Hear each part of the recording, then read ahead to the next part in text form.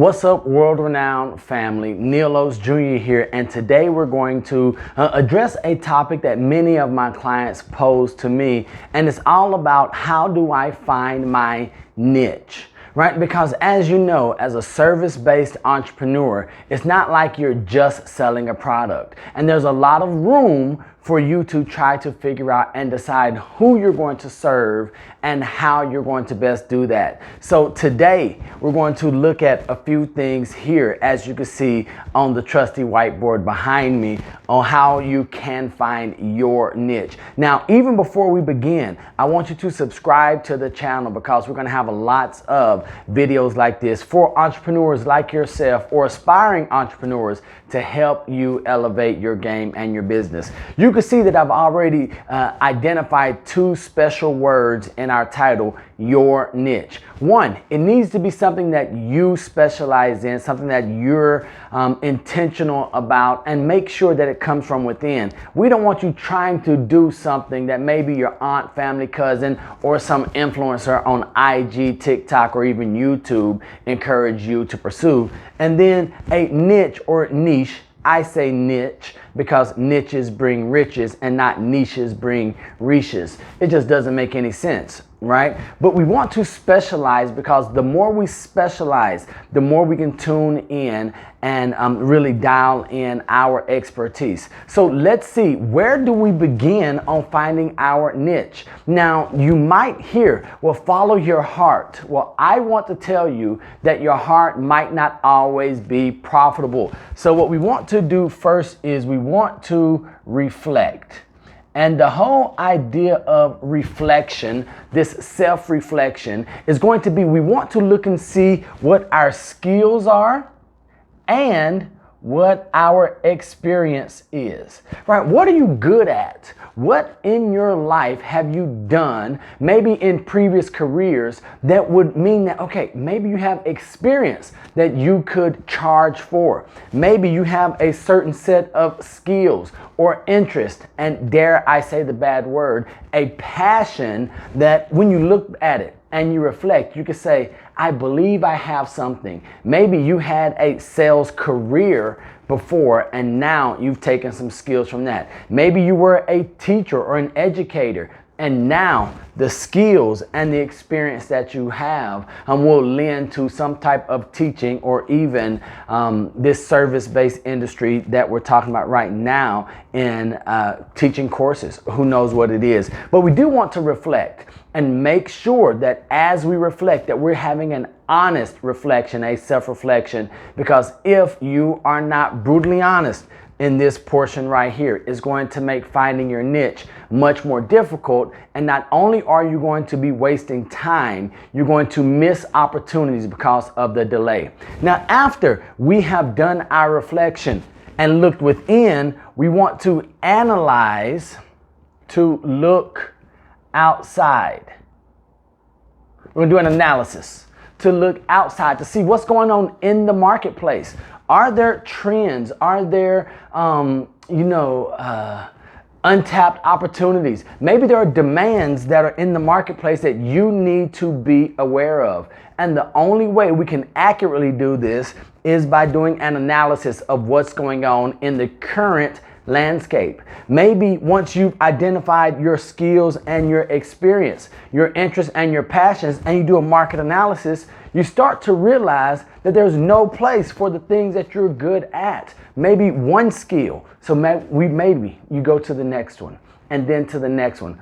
Or could you look in a different marketplace once you do that analysis? Because as we look at this next piece of the puzzle, we're going to start to see it's not always just about the market. Much of it has to do with our IC, and this is going to be our ideal client. And the reason we look for an ideal client is because we want to know, after looking at the entire market, who do you as a service-based entrepreneur, who do you want to serve? Who do you want to help? What do you want to do? How do you want to leverage these skills and the experience or the interest that you have? Because no matter how bad you want, you can't be everything to everyone. That's why we have to choose our niche. That's why you're watching this video right now. Maybe you have a specific set of skills or experience that after you do your market analysis, it lends very well to a specific demographic. Now, we do want to make sure that we aren't violating any laws when we talk about targeting or identifying an ideal client. But right here, you need to know who your ideal client is. Is it going to be a certain gender or age group? Is it going to be a class or a group based on income or what they do as a profession? Who needs the services that you're looking to provide? If we don't answer this question, everything else is for nothing. We could have all of the skills. We could do market analysis, and then we could also find out why we're different and learn. But if we're learning doing all the wrong things for the wrong people, it's going to be for nothing. So after we've done our self-reflection, we've done a market analysis, and we've identified our ideal clients, the next part is differentiation, but not just for the sake of being different. We're going to use the word better. So how can we offer a better product, meaning a service? How can we be better than the competition? Because just being different for the sake of being different is not enough. Maybe you've heard, look at the market, look at your competition, see what they're doing, do a SWOT analysis. You probably heard in one of your classes, right? Well, I'm asking you, how can you take maybe what the marketplace has, and your point of differentiation is that you're just better in some way. The great thing is that you don't have to be 10 times better to start. You could just be 1% better.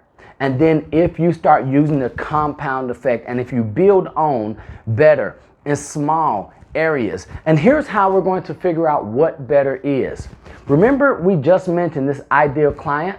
We're going to go back, and the way we're going to be better, the way we are going to differentiate, is we're going to start asking the questions. What's keeping our ideal client up at night? What pain points do they have?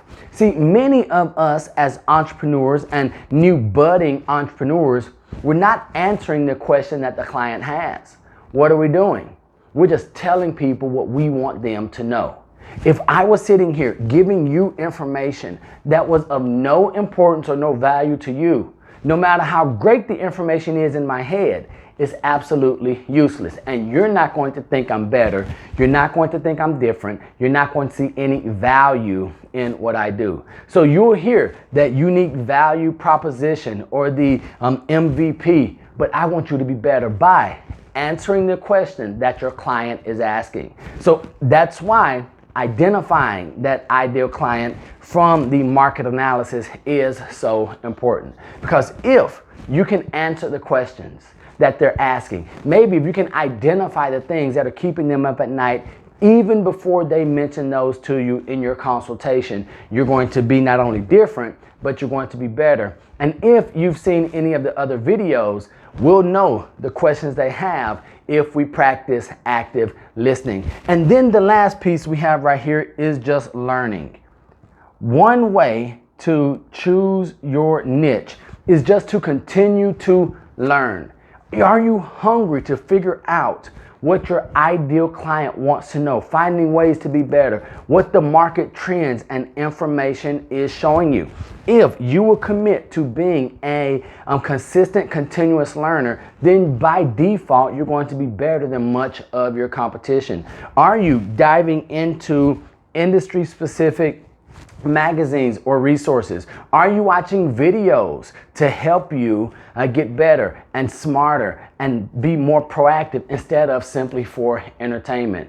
Are you such a rabid learner that you are also teaching what you are learning? Because we know that if you prepare to teach something, you're going to learn it and will then be able to implement it that much more. So what this looks like is that after we are finished all of these, we're going to see that it just doesn't stop.